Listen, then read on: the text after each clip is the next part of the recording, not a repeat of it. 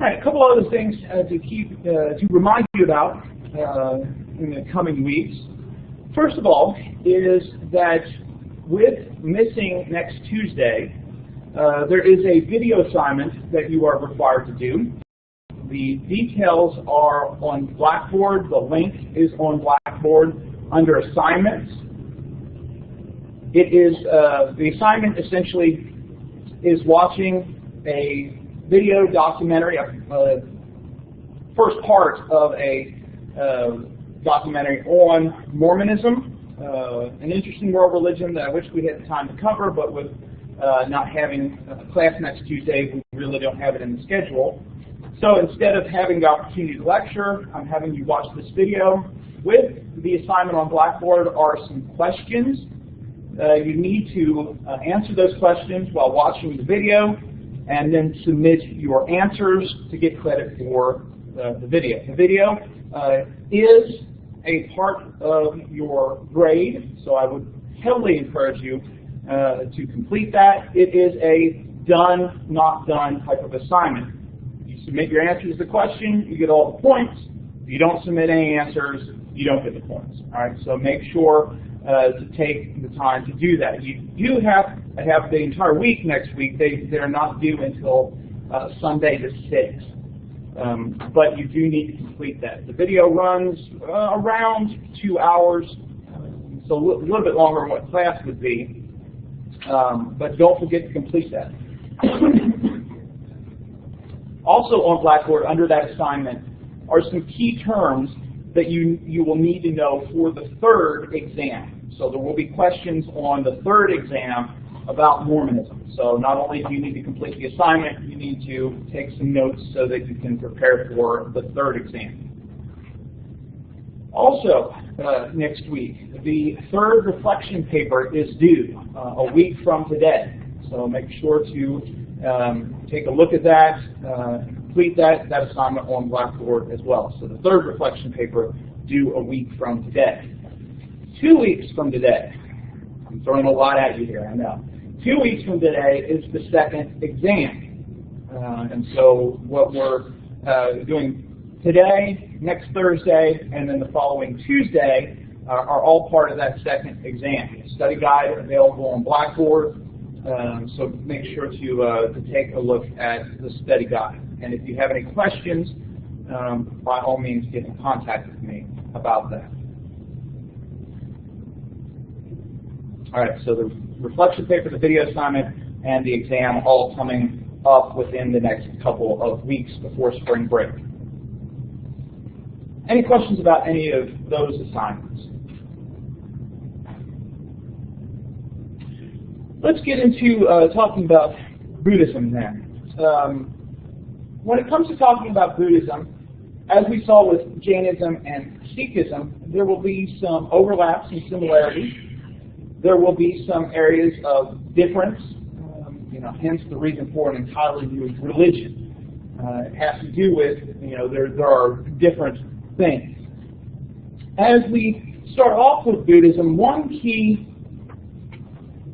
aspect of Buddhism that is important to think about as far as a unifying factor, especially in contrasting Buddhism to Hinduism, is what's known as the triple gem. Now, just like we could talk about Hinduisms, we'll talk about Buddhisms in the sense of there are different approaches to Buddhism. But one thing unites them all, and this is the idea of the triple gem. Buddhists will talk about taking refuge in the triple gem. And this is the place of Buddhist identity. It is a recitation of these three things that marks one's conversion to Buddhism, and often they are recited in the context of starting a Buddhist ritual.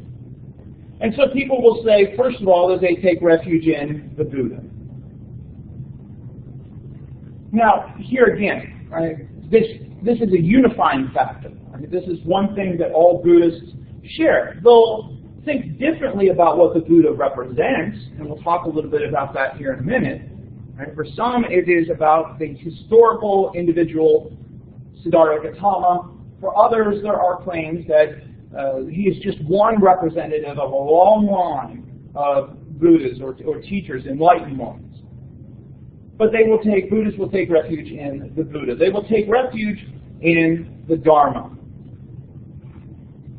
Now remember, in Hinduism, Dharma refers to one's obligations, things that one must do. In Buddhism, however, the term Dharma refers to the Buddha's teachings. Now again, I won't necessarily put an exam or a question on the exam that would be something to try and confuse you between these two meanings of Dharma, but it's an important aspect to remember. And then finally, the third part here is the Sangha, or the Buddhist community. It is these three things that tie Buddhists together across the different types. And so we'll use these three to kind of outline the rest of what we'll look at with Buddhism. But before we get into talking about the Buddha, I want to start first by setting the context. Buddhism develops in the 6th century before Christ. A very important period. And an important period across the board. It's not just important in India. I mean, in the 6th century, the temple in Jerusalem is destroyed. In the 6th century, Confucius, who we'll talk about later in the class, he's doing his teachings. Right? There are things going on in Greece in the 6th century BC. Right? So there's all sorts of things going on. There's this moment in world history that is significant in a wide variety of places, and especially in India. And when it comes to thinking about what's going on in 6th century India, in many respects, it's a time of spiritual questioning. Now remember, India, this time period we're talking about, it's that Vedic religion, right? The religion of the priests, the religions of sacrifice, that has held sway for 1,000+ years. But in this period of time, right, the late 7th into the 6th century, there's a lot of people beginning to question the ideology of sacrifice, the ideology, the power of the Brahmins. It's a time of transformation. Remember, this is the time period when the Upanishads developed, right? That more philosophical approach to Hinduism. And so a lot of the Vedic religion, a lot of the work of the priests, it's becoming less plausible, it's less valid. And so we see a wide variety of religious teachers developing at this time. Predominantly the only ones really remembered are the Upanishads and the Jains. We talked about that, Vardhamana Mahavira at the same time here, as well as, of course, Buddhism. It is a time period of a variety of spiritual seeking as well. These individuals, these seekers, often referred to as Shramanas. Predominantly, a lot of the Shramanas were in the student stage of life in Hinduism. And they're in their 20s, maybe into their late 20s, but they've kind of given up on this path that would take them from being a student into being a householder and all the responsibilities with respect to that. And they said they're giving all of that up and going out and wandering and looking for enlightenment. And these were people that decided that one of the major ways to experience enlightenment was to live that ascetic lifestyle. So they would stand out in the rain, they would stand out in the heat, they would stand out in the cold, and they would sleep on the ground. They would go without food and water for long periods of time, all with the hope of receiving this spiritual enlightenment. India, of course, at the time is also very heavily influenced by the caste society. In fact, in many respects, it's still a very important part of Indian life. And so this is a time period where there are a lot of changes going on that are causing some tensions within that caste society. People are becoming more urban in India. They're shifting to a market economy. They're moving away from agriculture so much, turning to trade, and with that comes a wide variety of conflicts. There's economic conflict. The merchant class, which is lower on the social level, right? The merchants are that third level. But they're starting to have more power because as trade, as the market economy, as money becomes a big thing in India, those merchants believe that they should have more power instead of the priest, instead of the warriors. And there's social conflict and caste system, and of course religious and philosophical conflict. So the time period in which Buddhism develops is a time period where a lot of things are going on, a lot of changes are going on that allow for this new view of the world to come forward, particularly through the teachings of a man named Siddhartha.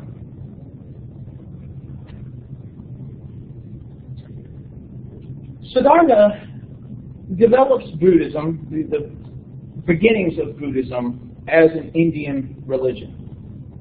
Just as I mentioned when we were talking about Jainism and Sikhism, because it is an Indian religion, it finds itself, early Buddhists find themselves in the position of taking concepts and ideas that were present in Hinduism and reinterpreting them. So karma, samsara, all of these are things that Buddhists are either giving up or they're reinterpreting.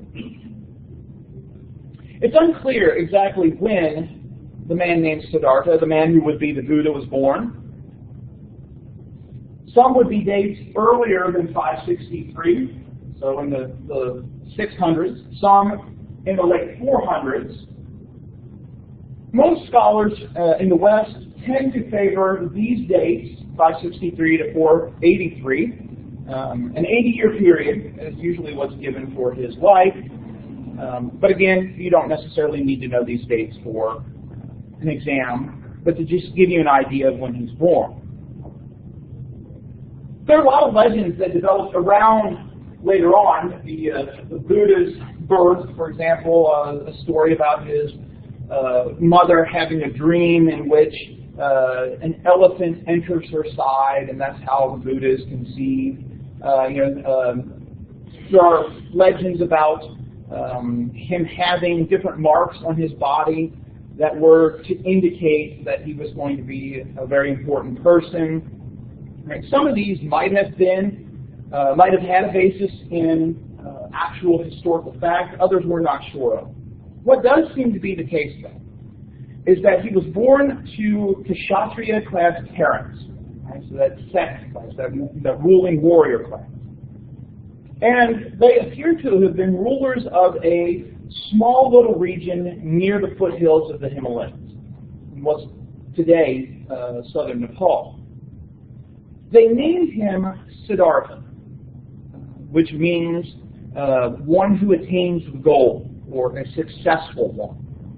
So by naming him this, of course, they're suggesting that he's going to be a successful person. They're hoping that he's going to be successful. In addition to Siddhartha, the Buddha, in some cases you might see the phrase Shakyamuni. It means Shakyan sage. Shakya is the region in which Gautama and his family lived. The name is predominant in forms of Buddhism found in China and Japan. That's the term that they tend to use. It also appears to be the case that when Siddhartha was rather young, his mother passed away. And his father, who is hoping that Siddhartha will one day succeed him to the rule of this area, tries to raise his son in a way that he's going to keep him from any sort of unpleasantness. And so he doesn't want Siddhartha to see anybody sick. He doesn't want him to see anybody suffering from the struggles of old age or poverty. And so Siddhartha lives a life of pampering, of luxury, all to keep him from life's hard realities. Until about the age of 30. Siddhartha goes on a chariot ride And this ride, at least according to the traditions, will change his life. As he's going on this ride, he sees what are called the four sights, four individuals. He sees a sick person, a suffering person, an old person, and then a dead body. Now remember, this is his first exposure with the unpleasantness of life, so he's very confused. He doesn't understand what's going on. But his chariot driver explains to him, this is the harsh reality of life. People get sick, they suffer, they get old, they die.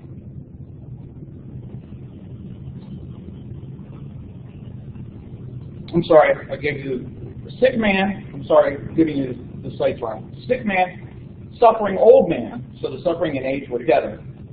And then the third is a dead body. We'll get to the fourth here in just a minute.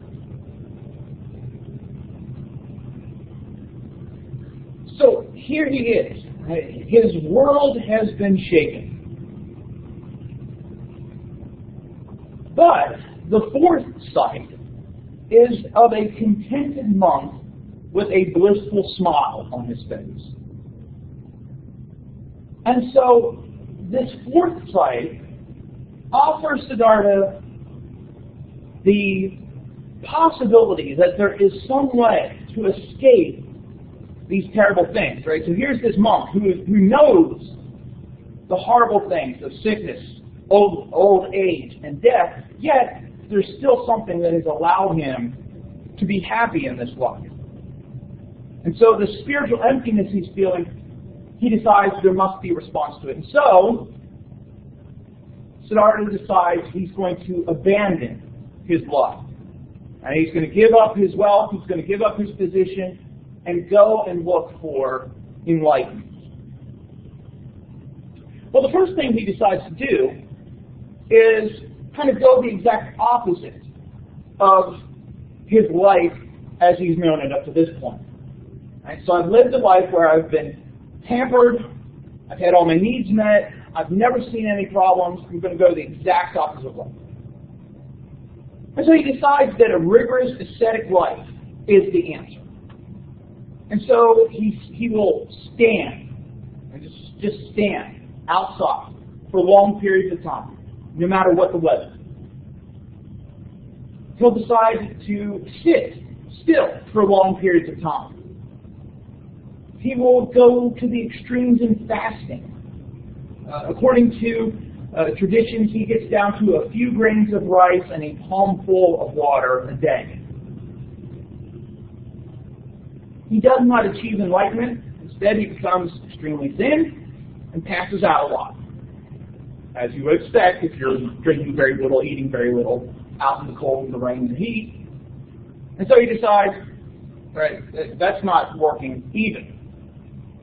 But he still wants to achieve enlightenment. This is his goal.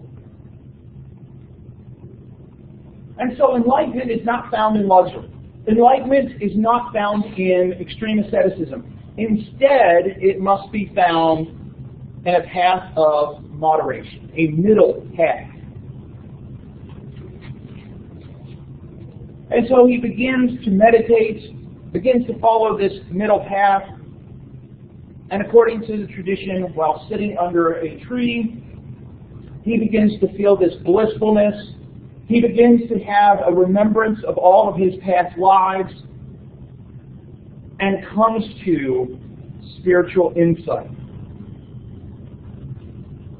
And specifically, his insight is related to the twin forces of suffering and desire.